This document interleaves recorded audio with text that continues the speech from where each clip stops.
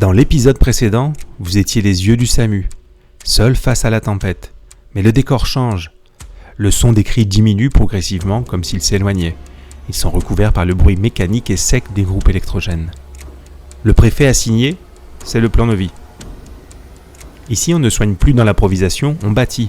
Sous vos yeux, une structure éphémère sort de terre, capable d'absorber le choc de 50, 100, 200 victimes. Le bruit des radios et le murmure calme des équipes prennent toute la place. Le tumulte s'efface devant la rigueur. Bienvenue dans l'épisode 3, où le chaos devient une usine à soins.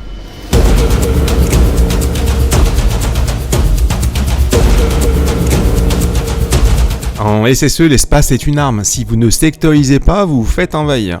Et pour comprendre cette marelle tactique, je retrouve le directeur des secours médicaux sur le bitume. DSM, je vois des lignes au sol partout. C'est quoi cette histoire de marelle ? On est là pour jouer ? Pas vraiment. La marelle, c'est notre survie. On dessine 3 frontières étanches. D'abord, là, t'as la zone d'exclusion. C'est le périmètre de danger immédiat. Là, c'est simple. Si t'as pas la formation ou l'équipement spécifique à la menace, thermique, chimique ou balistique, bah tu n'entres pas. On y va pour extraire, pas pour traîner. D'accord. Et juste derrière ? Là, derrière, c'est la zone contrôlée. C'est notre sas de sécurité. On y travaille en mode protégé. C'est là qu'on installe le PRV, le fameux point de rassemblement des victimes. C'est un peu comme une zone tampon. On reste hyper vigilant parce que le danger n'est jamais loin derrière l'épaule. Et enfin, t'as la zone de soutien. Là, c'est le sanctuaire. C'est ici, en zone sécurisée, qu'on dépose le fameux PMA. C'est le poumon logistique. Les moyens s'accumulent et les soins lourds commencent enfin, à l'abri du chaos. Et j'ai entendu dire qu'une fois la porte de l'usine franchie, les victimes changent d'identité. Oui et non. Enfin, dans le fond, ils restent qui ils sont. Mais pour l'organisation, ils deviennent un code barre. Le numéro sinus. C'est bête à dire, mais dans le système, pas de bracelet, pas d'existence.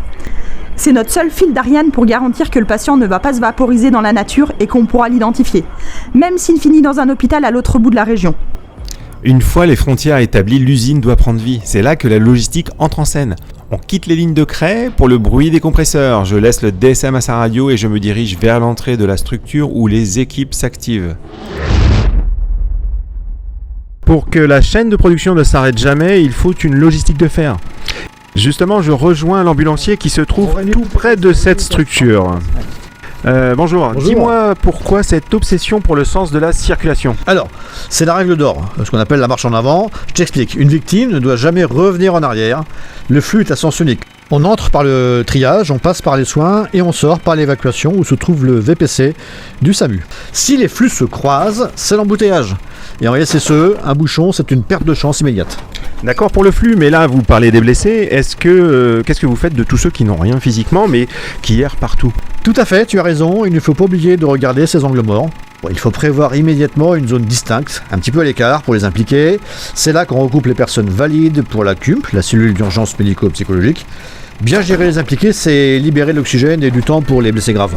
Et justement, pour installer tout ça, si on n'a pas de tente, on fait quoi ? Vous conseillerez quoi, vous, comme bâtiment ? Eh bien, si vous avez un gymnase, une salle de fête, un hangar, une école, foncez, oubliez la bâche si vous avez un toit. C'est toujours mieux. Le chauffage, l'éclairage sont déjà là, c'est du temps de gagner et moins de logistique en montage. Choisir le solide pour les murs, c'est une chose. Mais à l'intérieur, il faut faire des choix beaucoup plus difficiles. On ne parle plus de briques ou de tentes, on parle de vies humaines. Je remonte la file là où arrivent les premiers brancards, au point le plus critique du dispositif. Justement, on arrive au cœur du réacteur, le triage. C'est le moment où l'on étiquette l'urgence. Je rejoins l'infirmier sur un PRV, un point de rassemblement des victimes. Alors, comment fait-on pour ne pas craquer quand on voit arriver 50 blessés d'un coup ? On reste humain ? Sur le moment, on débranche le cœur, on branche l'algorithme, on devient une machine. On utilise Start, 30 secondes par patient, chrono en main. Tu cries « Que ceux qui peuvent marcher me rejoignent !» Ils marchent ? Vert. Et on passe au suivant. Pas de ventilation, après libération des voies aériennes, bracelet noir. Ça respire vite, plus de 30 par minute, c'est rouge. On check le poignet, un pouls de mitraillette supérieur à 120, c'est rouge. Le cerveau décroche, il répond plus aux ordres, c'est rouge. Tout le reste, c'est du jaune. Et c'est pas trop brutal, c'est pas trop dur de porter ses choix sur tes épaules ? L'algorithme, c'est notre bouclier. Dans le fracas, t'es plus un juge, t'es un trieur. Un constat, une couleur, une fiche FMA et on passe au suivant. Et une fois ce premier tri qui est fait, est-ce que c'est fini ? Non, c'est juste le début. À l'entrée du PMA, le médecin affine. C'est là qu'une victime peut changer de couleur et passer du vert au jaune ou au rouge. Lui aussi, il utilise ses aides cognitives pour garder son cerveau au sec. Les urgences dépassées, chance de survie quasi nulle. On les traite quand les moyens se libèrent. Les extrêmes urgences, eux, c'est évacuation immédiate après conditionnement minimal. Puis on classe de U1 à U3, de blessés graves stabilisés aux blessés légers. Et on n'oublie pas les blessés invisibles. Les UMP, ce sont ceux dont le stress a dépassé les bornes. Et les impliqués qui ont un stress adapté, mais qu'il faut quand même surveiller. Catégoriser les rouges, écarter les verts vers le CAI, le centre d'accueil des impliqués, tout cela génère une masse de données colossale. Si cette information reste dans la tête d'un seul individu, elle est perdue. C'est là que le cerveau collectif prend son sens. Ne cherchez pas à être un héros solitaire, usez vos feutres, le tableau blanc ou votre carnet et votre tableau de bord. L'intelligence de l'usine, c'est l'organisation. L'information, c'est comme le sang, si elle ne circule pas, l'organe s'arrête. Votre job, c'est de faire battre ce cœur logistique. Le PMA est debout, le chaos est sectorisé, les victimes sont triées et les fiches sont remplies. L'usine tourne. Mais une usine sans logistique de sortie est condamnée à l'asphyxie.